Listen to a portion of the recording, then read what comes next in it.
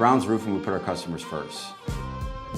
Our expert project managers are there to answer all your questions and help you out with anything in need. When disaster strikes, either a hailstorm or a leaky roof, you need a contractor in which you can trust.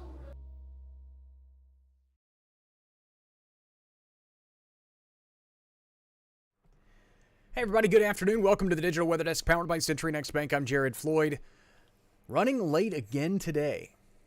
I think the universe was just destined to make me late today. I got back on time, and then I ran to the doctor, and then just normal checkup stuff, and then got back, and it was just behind from there. And so joining you at a little after 1 instead of a little after noon, which is not that big of a deal. There's not a whole lot going on. Today's forecast made possible by ServPro.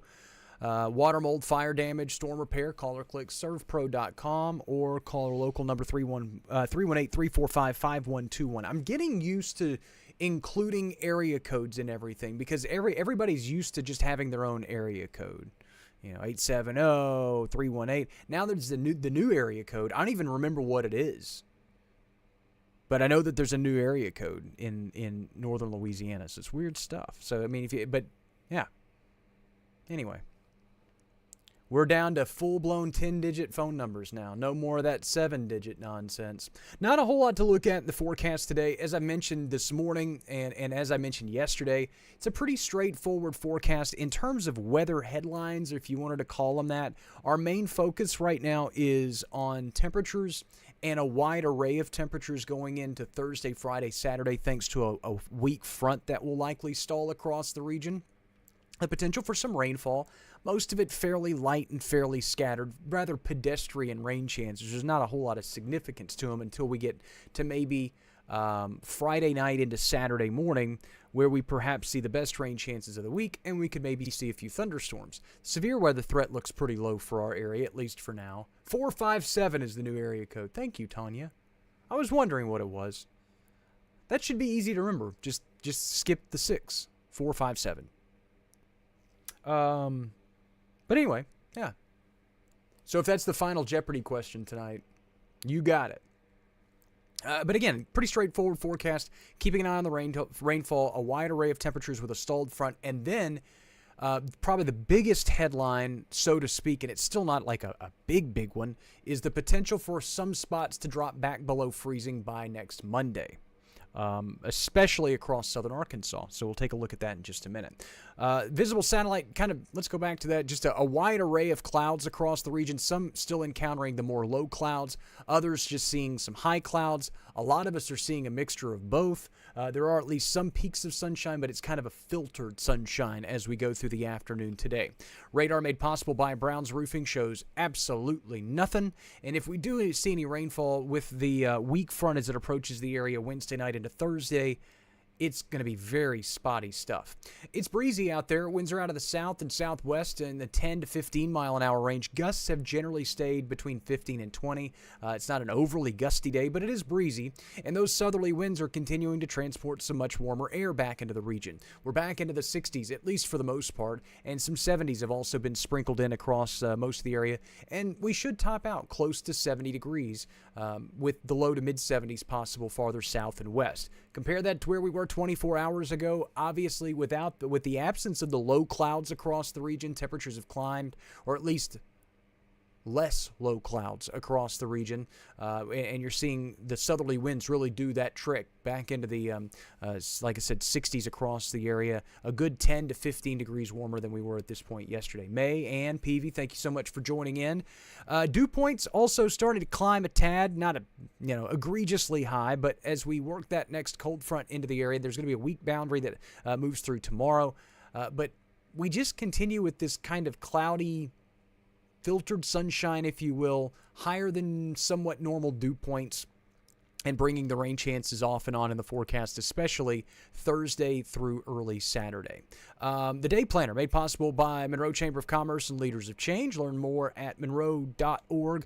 Breezy. That's pretty much the big headline in the short term. The clouds will continue into the nighttime hours tonight. And with the clouds and the stronger southerly winds that's continuing to pull some low-level moisture in, temperatures really won't fall off much tonight. We'll fall probably into the upper 50s to near 60 degrees, so we'll cool a little bit, and then I would expect us to kind of level off temperature-wise by around midnight or shortly thereafter. Futurecast made possible by Bayou Power Sports, I-20 frontage road in Monroe. Strong southerly winds. That's what those longer, bolder red lines are. The longer the lines, the stronger the winds. And we've got a pretty strong wind field in place as we go through the next few days. Patsy, good morning, or good afternoon. My apologies.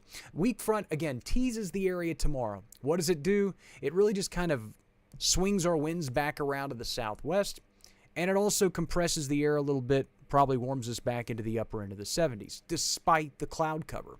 By Wednesday night, another boundary starts to approach the area.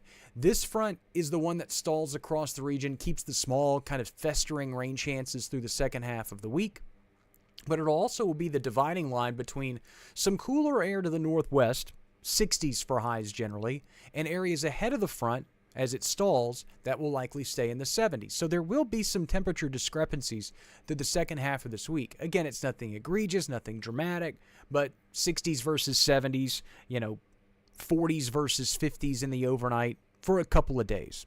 Rain chances are spotty as we go through Thursday afternoon and mainly confined to the southern parishes and counties. That front stalls and then retreats back to the north. You can see the southerly winds taking hold along the I-10 corridor, retreats back to the north as a warm front, keeping those small pesky rain chances in the forecast through the day on Friday, leading to a warming trend ahead of a front that will finally bring the potential for rain chances early Saturday, and then most of this scoots out with cooler air arriving for Sunday and Monday. So as we look at temperatures, I want to again illustrate it with the same general thought process. We stay warm until Thursday night, Friday morning. We get that cooler air to move in, and we have a front across the region. Now, this is, in all fairness, this is actually the GFS model. What I just showed you was the Barron 3K model. So we're looking at two different computer model data. The Barron 3K actually has the front probably a little bit farther up here. So there is a little bit of a discrepancy between the two on where the front will go and how cool some folks will get going into Friday morning. Regardless, those southerly winds will eventually push the boundary back to the north, and until we can get that Saturday cold front to swing through the region. Beyond that, we finally get the entire area some cooler air for the end parts of next week. So again, some cooler for the end parts of this week, all cooler for early next week. Northerly winds building in, 50s for highs Monday. Morning lows could drop back below the freezing mark in many spots. And I think with a reinforcing shot of cool air that could arrive by Monday, many areas could be at or below freezing by Tuesday morning. In fact, I think much of the area has a better chance of dropping below freezing on Tuesday versus Monday, but some areas could drop there as early as Monday. Clouds continue today. Afternoon highs near 70. Winds will stay breezy out of the south on this Fat Tuesday. Overnight lows tonight near 60. Again, with the clouds rolling in and the stronger southerly winds continuing to hold in as well and staying kind of breezy through the overnight, we won't cool off as much. The upper 50s are not out of the question. 7-day forecast is made possible by 3B Hardware. Again, a reminder that the forecast was just uploaded on the Digital Weather Desk app and on the website. So your particular rain chances, your particular temperatures tied to your exact location can be found there. Noticeably cooler Sunday, Monday. Highs fall back into the 50s, lows back into the 30s. Some of us could see the freezing mark as early as Monday morning. Most of us have a chance of seeing it on Tuesday. So again, we're not done with winter. I know folks are going, well, that's not really winter. Well, it is in this area. I mean, it's pretty seasonal type stuff. So be prepared for the if you were one of those folks that were like, oh, we're gonna get to near 80, I'm gonna go ahead and start planting my spring. Man, never fall for that. Never fall for that. There's always gonna be that last winter makes its last stand, and this may not even be it. We could still see another shot of cold air after this. But right now, 50s and 30s look likely for the early parts of next week. Rain chances do get bolstered Friday night into Saturday morning. I don't want folks to be misled. You see 20%, 20%, 20%, and you're just thinking, okay, he's just throwing 20% out there because he thinks it's going to rain, but he didn't know when. We Do expect the best rain chances to be Friday night, Saturday morning. Those overnight rain chances are generally running in the 30 to 50% range, just depending on location.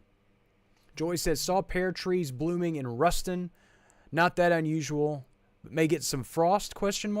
I think frost would be a very good possibility by early next week. Or I wouldn't say a very good possibility. Depends on the conditions. But I think it would be a possibility early next week.